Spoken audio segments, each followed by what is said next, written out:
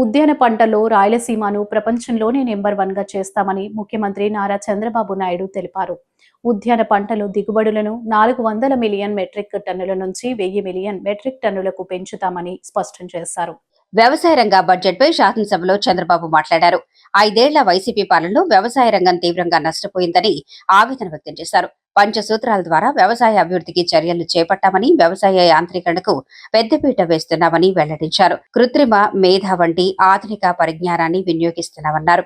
రైతు ఆత్మహత్యలు జరగకుండా అన్ని చర్యలు చేపట్టామని వివరించారు. ప్రకృతి సేద్యం వైపు 40 లక్షల మంది రైతుల్ని మళ్లించాలనేది మా లక్ష్యమన్నారు. ప్రస్తుతం రాయలసీమ ఉద్యాన పంటల కేంద్రంగా ఉందని 20 లక్షల హెక్టార్ల ఉద్యాన పంటలను 40 లక్షల హెక్టార్లకు, దిగుబడులను 1000 మిలియన్ టన్నులకు పెంచుతామన్నారు.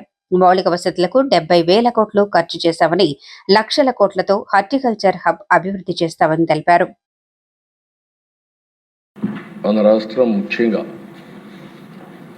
వ్యవసాయం పెద్ద ఎత్తున సాగు చేసే రాష్ట్రం.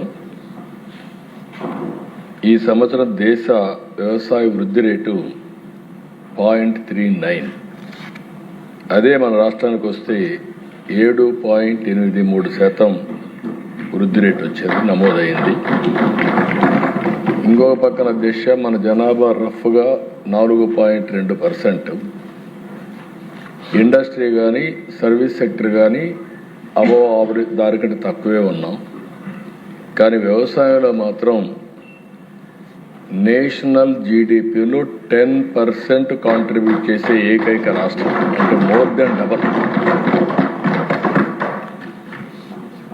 ఇది చూసినప్పుడు మనం వ్యవసాయాన్ని గడిచిన 5 సంవత్సరాల్లో అన్ని విధాలా నష్టపోయాం, చాలా ఇబ్బందులు పడ్డాం.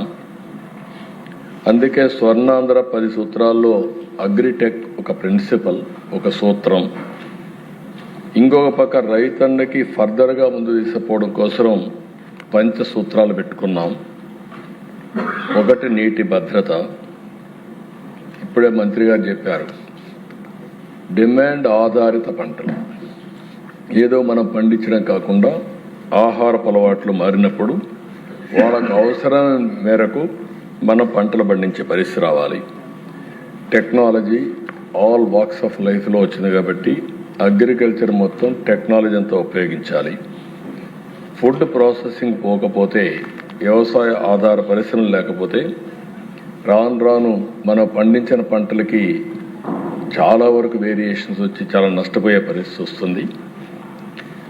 అల్టిమేట్గా గవర్నమెంట్ ఎప్పుడు ప్రభుత్వ విధానాలు కానీ